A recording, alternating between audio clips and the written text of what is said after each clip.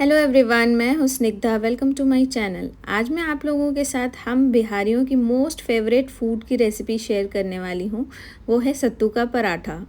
सत्तू का पराठा हो या सत्तू की लिट्टी, हम बिहारियों की ये जान होती है और रेगुलरली हम इसे बनाते हैं और खाते हैं। मेरे घर में भी ये रेगुलरली बनता है और मेरे घर में सबको ये बहुत ज़्यादा पसंद है।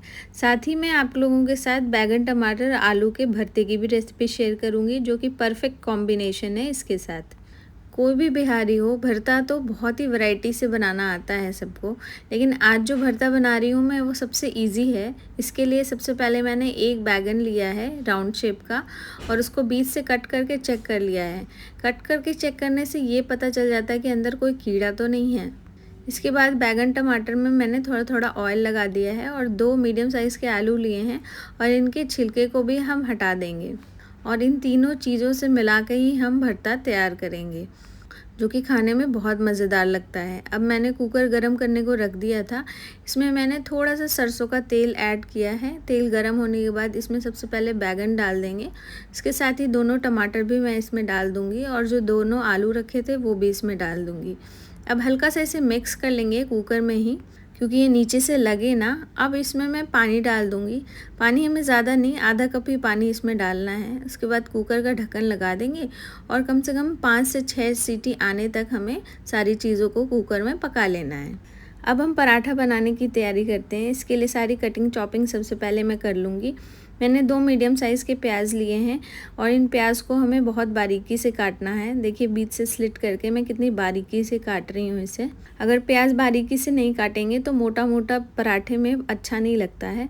आप चाहें तो चॉपर से भी प्याज को चॉप कर सकते हैं, लेकिन मैं बहुत ईजिली चाकू से भी कर लेती हूँ, तो मैंने इस तरीके से चॉप कर लिया है सारा प्याज।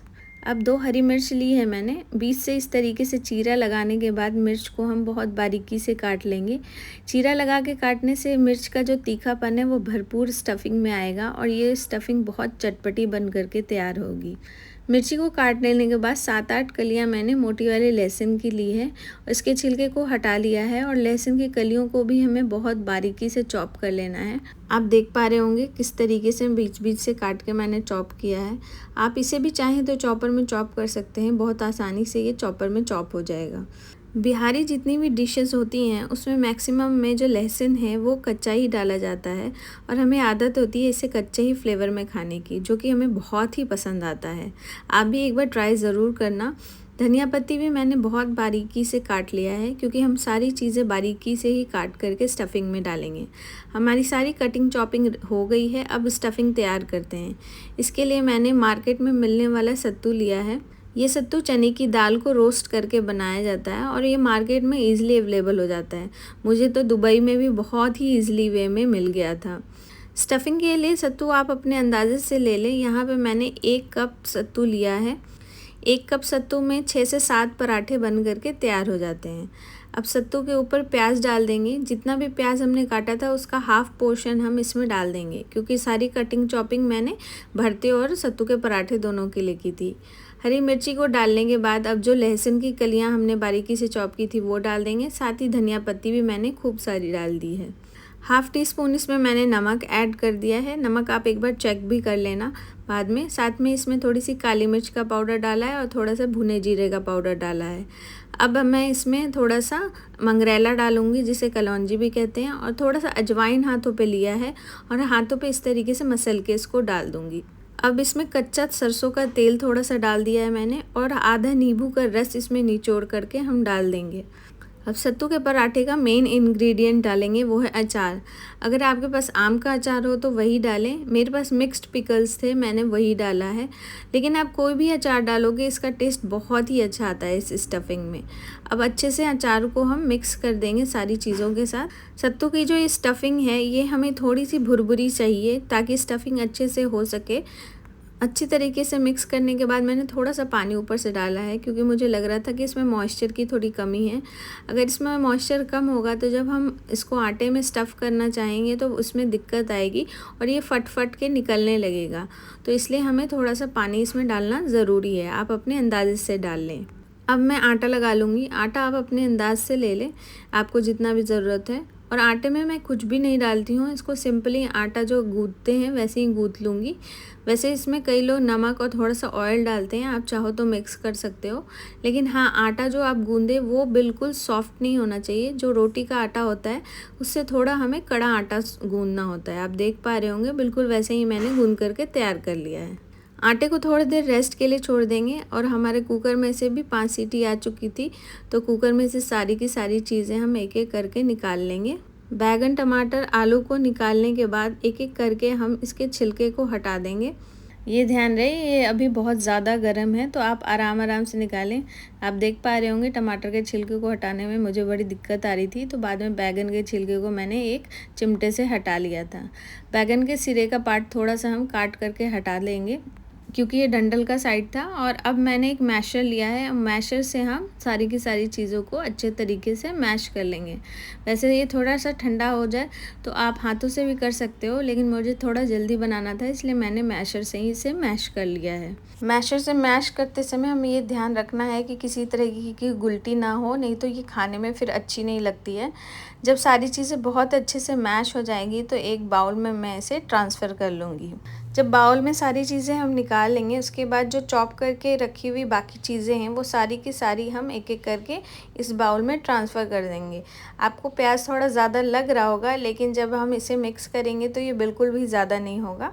अब मैंने थोड़ा सा इसमें नमक और थोड़ा सा ये सरसों का तेल कच्चा डाला है और आधी नींबू को भी निचोड़ करके इसमें डाल दिया है। अब इन सारी चीज़ों को धीरे धीरे हम मिक्स करेंगे। अब हमें इसमें कुछ भी नहीं डालना है। मिक्स कर लेने के बाद हमारा ये भरता बन करके बिल्कुल रेडी हो जाएगा। आप चाहो तो इसे गैस पे भी भून के बना सकते हो, उससे भी इसका स्वाद बहुत ही अच्छा आता है। मैं कभी कभी बैगन, टमाटर, हरी मिर्च और लहसुन को आग पे सीधे भून के बनाती हूँ, बहुत टेस्टी बनता है। अब हम पराठों को भी बना लेंगे। इसके लिए मैंने आटा ले लिया है। आटा बहुत अच्छे से सेट हो चुका था, आप देख पा रहे होंगे। अब इनकी लोइयाँ काट लूँगी मैं। रोटी की लोइयों से थोड़ा बड़े साइज़ में लोइयाँ हमें काट लेनी है और इस तरीके से पेड़ा बनाने के बाद बीच में गड्ढा कर देंगे। अब इसमें हम स्टफिंग डालेंगे। स्टफिंग आप अपने अकॉर्डिंग डाल सकते हो, लेकिन आप थोड़ा सा ज़्यादा स्टफिंग रखोगे तो पराठे का स्वाद बहुत अच्छा आता है। अब चारों तरफ से इस तरीके से हम इसे पैक कर देंगे और फिर से एक पेड़े जैसा बना करके तैयार कर लेंगे। सत्तू के पराठे की स्टफिंग बहुत आराम से हो जाती है। इसको स्टफ़ करने में कोई बहुत ज़्यादा दिक्कत आती नहीं है। अब थोड़ा सा सूखा आटा लगाने के बाद इसको हम बेल लेंगे।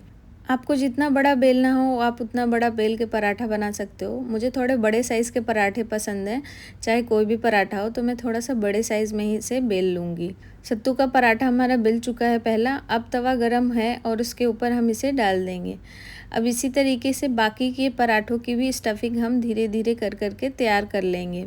आप देख पा रहे होंगे, स्टफिंग करने में किसी तरीके की दिक्कत नहीं आती है, बहुत आराम से हो जाता है। और फिर इसी तरीके से बारी बारी से हम पराठे को भी बेल करके तैयार कर लेंगे।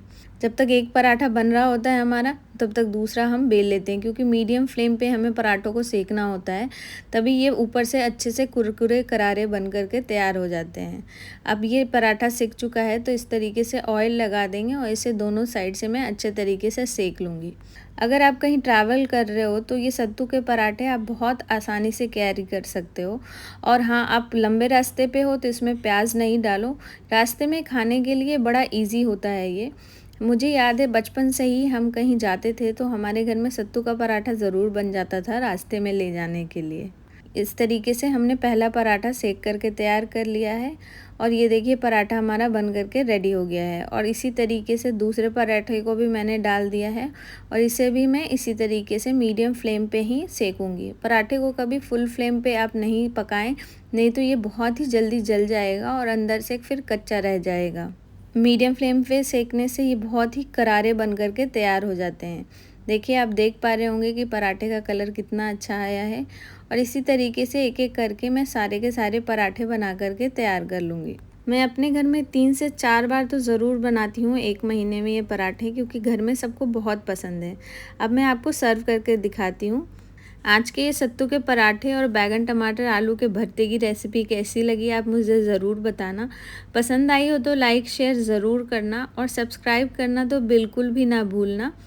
जो लोग बिहार और झारखंड से हैं वो तो बहुत अच्छे से रिलेट कर पा रहे होंगे इस रेसिपी के साथ, और जो नहीं हैं वो भी इस रेसिपी को बनाएं, उन्हें भी बहुत ज़्यादा पसंद आएगी। मैं आपसे फिर मिलूँगी नई रेसिपी के साथ। Thanks for watching. Bye bye.